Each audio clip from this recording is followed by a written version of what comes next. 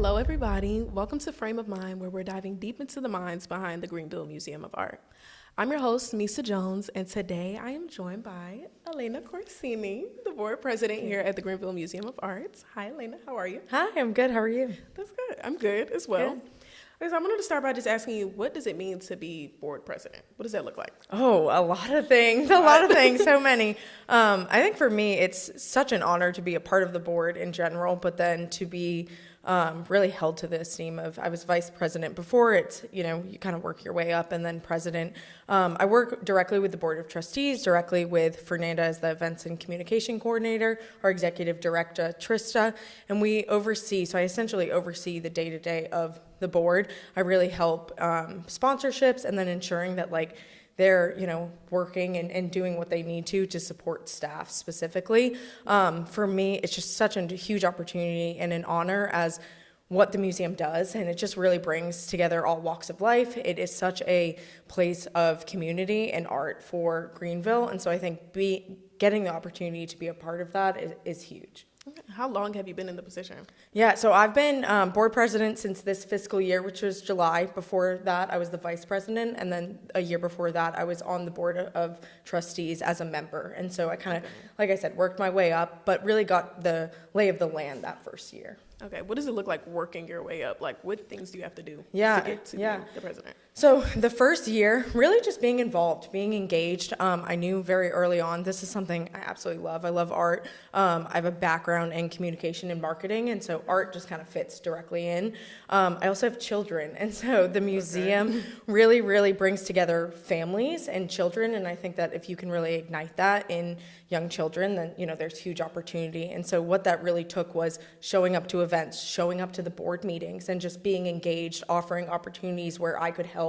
And then even outside of those meetings, again, I've got that marketing, that communication background, knowing that I had some additional talents that I'd be able to offer to Trista, to offer to Fernanda outside of those meetings that would really help. And so I think being engaged and just putting, I have such a passion for art, putting that in the work that I'm doing, I think really exemplified to the staff that, there is someone who is a part of this community that really loves art, but also loves the mission and, the background of the museum. Exactly. Caring. Yeah. It's huge. It's like, I think we started off this fiscal year just talking about one of my huge pillars was just being engaged. You have this opportunity to be here. You have this opportunity to be a part of this huge, great mission, but we need you to show up and we need you to be there and to have that passion and to just care. Right. And you talked about your experience with marketing. What ways does that intersect with your work here? Yeah, absolutely, a ton. How I first got involved was they asked my agency to be a sponsor of one of the local events. So I was like, Halloween, absolutely. We would love to be involved. And then just getting involved, I saw an opportunity. The first event, we just gave a cash sponsorship. And so I kind of recognized, hey, we could give you this sponsorship, or we could actually do a advertising event campaign, take those funds, put it behind the actual spend of the event, but let's test out some other areas and some other advertising channels that we could do to really promote the event. And so we did that. The following event that they wanted us to be a sponsorship for, we launched a campaign. It tripled the attendance in the event. So we immediately knew this is an outlet. This is an advertising channel that works, promoting the specific events.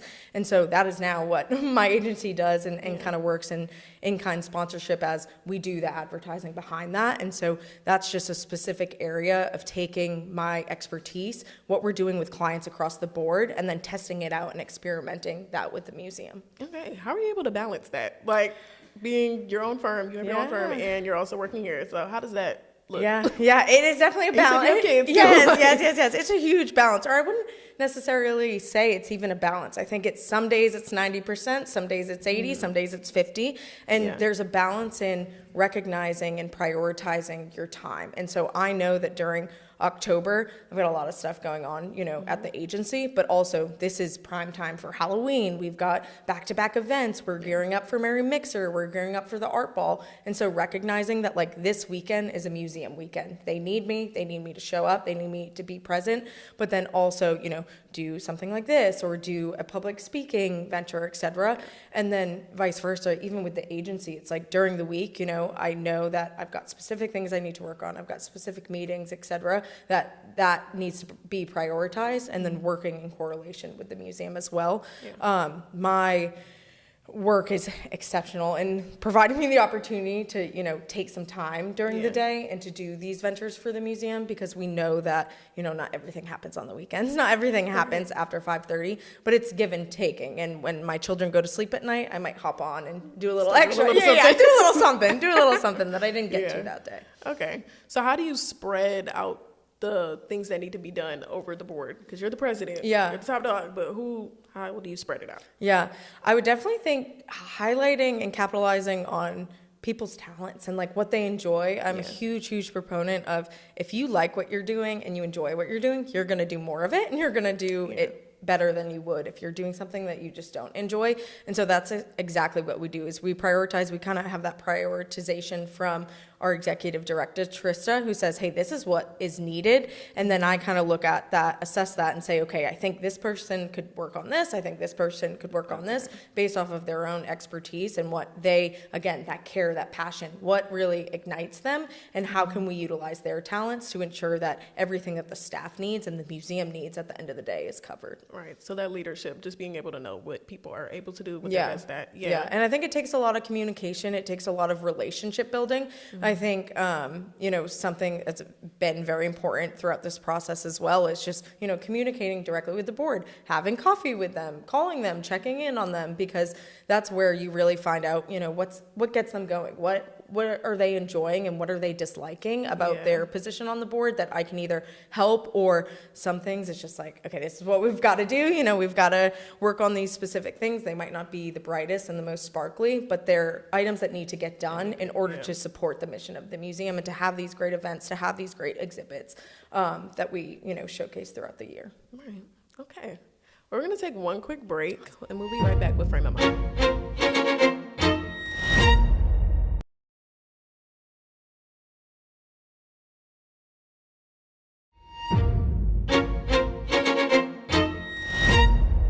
Welcome back to Frame of Mind. We are still here with Miss Alaina Corsini. All right, so I want to talk more about events. So what goes into planning and marketing for an event here? Yeah, so all of our events have event committees, which is extremely helpful. So we have members of the board of trustees, we have members that are just part of the museum, and then other individuals who just either they're really involved in that specific event, or they support the mission of the museum. And so everything starts with that event committee, and we kind of go into like a pre-planning session in where we review everything that happened at the event in the previous event, excuse me. And so we'll just kind of review that. We'll see what went well, what went wrong, and then that kind of sets the groundwork for, okay, the committee is going to go into planning. We base it all off of, what went well, what didn't go well, and then we start with sponsorships. And so sponsorships are critical to the mission of the museum because they support those events, but then also our exhibits, etc. And so we start planning sponsorships, who will sponsor, who could provide in-kind donations, and then depending on what the actual event is, we go into logistics. And so, for example, our Halloweeny Jamboree, there's so many areas involved, and it's up to the committee members to reach out to other organizations for sponsorships for different activities. Our upcoming Merry Mixer is more of like a vendor sidewalk sale, and so it's up to the committee to plan, any other activities that'll be at that event or the specific vendors that'll be showcased there as well. Okay, so who's on those committees? Like, are they people that are on the board, or is it okay? Yep. So it's people that are on the board. It's any volunteers that I think it's a great opportunity, especially for young professionals, to get involved, to do some volunteer work, but also work with industry leaders. And so those event committees, again, it's the board of trustee members, it's members of the museum, and so membership is a huge part of what we do.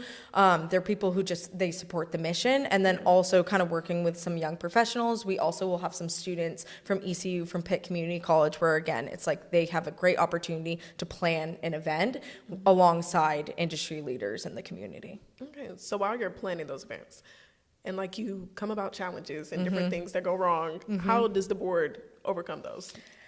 Yeah. I'm like, ooh, that is a loaded question, but it's a great one because I think being adaptable is essential, especially in this. And I think when those challenges arise, it's up to myself in those moments in the committee meetings and or the committee chair to really recognize that and say, okay, this is the problem. We need to propose a solution and have different options for the solution. I think so much in nonprofit work and especially in volunteer, it's like, yeah, we might have a proposed solution, but it might not always work. We might not always have the resources to do that and or the time. Time is huge. Timeliness is just huge, huge, huge in that event planning. And so I think coming up with solutions, but multiple solutions, and then recognizing, okay, what do we have access to in terms of resources? And then also, like I mentioned, time is like, what do we have time to do in order to solve this? Yeah. Okay, you mentioned time. So how long does it take to plan an event? Yeah. So like when do you start versus when the event starts? Right. So we start planning as soon as the event's over. So it's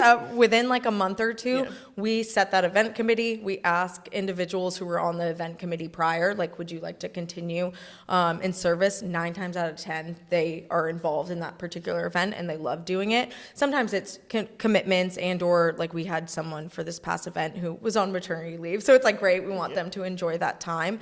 But we're planning immediately after because there's a lot of things that are top of mind, things that we could do better, things that, we think were done really well and they were changes from the previous events. And so, for example, Art Ball, it's one of our biggest fundraisers, one of our biggest events. We are literally planning that weeks after the first one because there are so many, we'll send a survey, we'll talk to our members and just say, what did you enjoy about this event and what kind of stopped, other people that from attending. Okay, so I know that the theme for Art Ball is based off of the exhibit that's here now. So when do y'all choose the theme? Yeah, so we've gone back and forth on themes previously, so it hasn't had a theme in most recent years. But this was an opportunity we thought of, and again, in our pre-planning meetings, it was like one of the first meetings that we had in Art Ball that was right after, Art Ball completed, where we just wanted to align it with the mission of the museum. We have a great exhibit right now, Archiving Through Place, that just really brings in the different textiles throughout our community. It was just also a great opportunity to be like textiles immediately. Textiles means a million different things to different people. And so it's an opportunity to kind of look in your closet, see what you have that fits that theme, and or an opportunity to hit a thrift store, boutique, or buy something new. A little DIY. Yeah, exactly. Okay, so outside of those annual events, like how much creativity is there with new events? Making a new event. Yeah, so it really depends on the need of the museum and then dependent upon Trista's direction. I think we've got such a great staff at the museum that's really devoted. They've got that care, they've got that passion. And so they're really looking at that macro vision of like, candidly, fiscally, like what do we need to do to support the mission of the museum? And so we kind of backtrack and say, okay, what events do we need to have? And events are our entry point in order to support that. And so Merry Mixer was a new one that we've added in recent years where we had taken away a Christmas event and we were like, there is a need for a family-friendly event in the area that is also free, that people can go to. There are activities. Now, of course, you can purchase from a vendor, but it's a free activity that people get to enjoy the museum. And so we saw a need, and then we also saw, hey, there was a gap in our schedule where, we do need some type of funds during that time. Exactly. How can we do that? We're looking at historical data. We're looking at, what we did in the past that worked and what we did in the past that didn't work. Yeah, exactly. And then making that decision of, hey, let's add on this event in the future. Okay, sounds good. Awesome. Well, we're going to take another quick break and we'll be right back with Frame of Mind.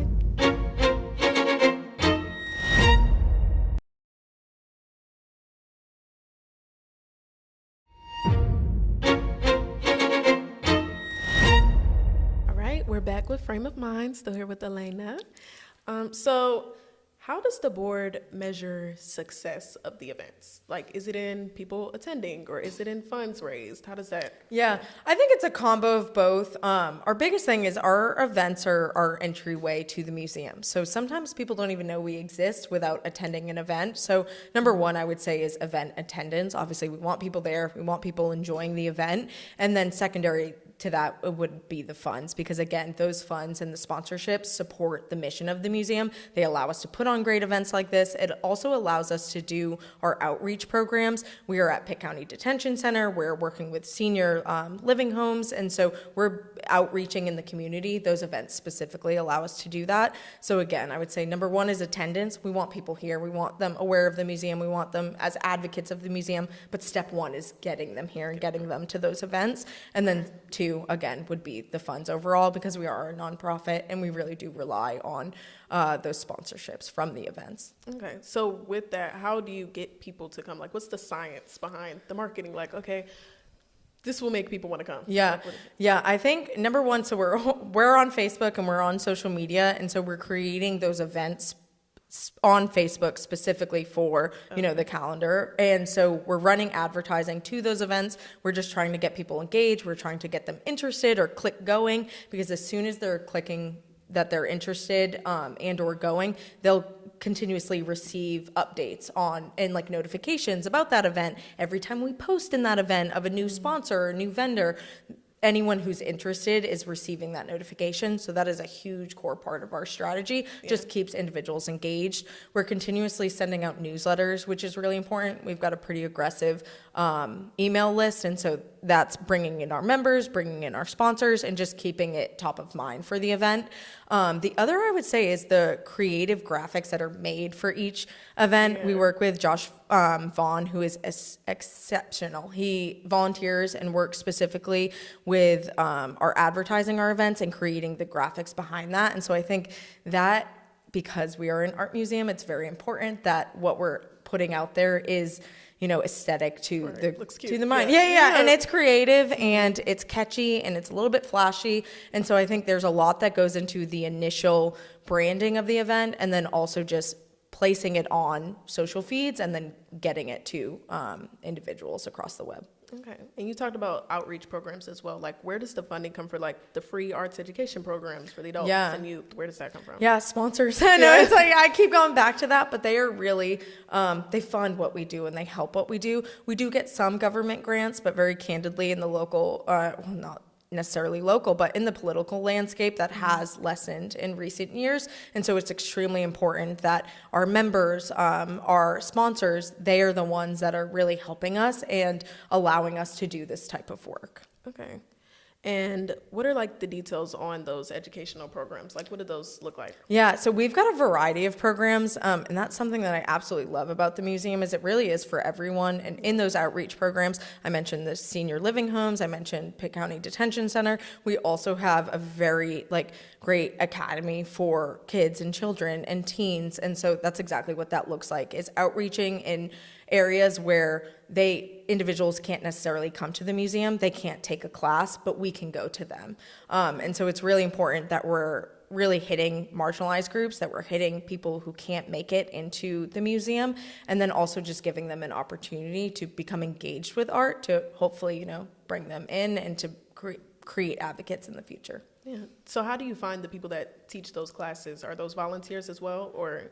Great question. We have, and when you come into the museum, on the left-hand side, we have an education center. And so that is where our coordinators and our teachers and our instructors actually work. And so for, summer camp, for spring camp, for the Teen Academy of Visual Arts, that's where they'll be teaching. And so we have designated instructors. Some of those instructors are part-time, and they are also art teachers throughout Pitt County schools, or they have other careers, but majority what they're doing is they're working on those outreach programs, and they've been advocates of the museum. I mean, longer than I've been with the museum, and longer than even some of our staff.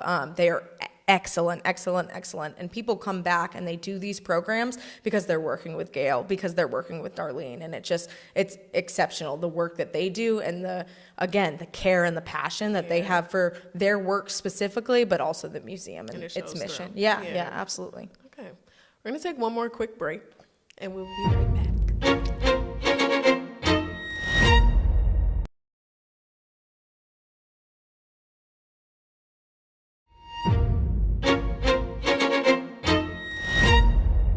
We are back with Frame of Mind, here with Alaina. Because I want to talk more initiatives. So, in what ways does the museum live up to its mission statement of inclusivity and accessibility? Yeah.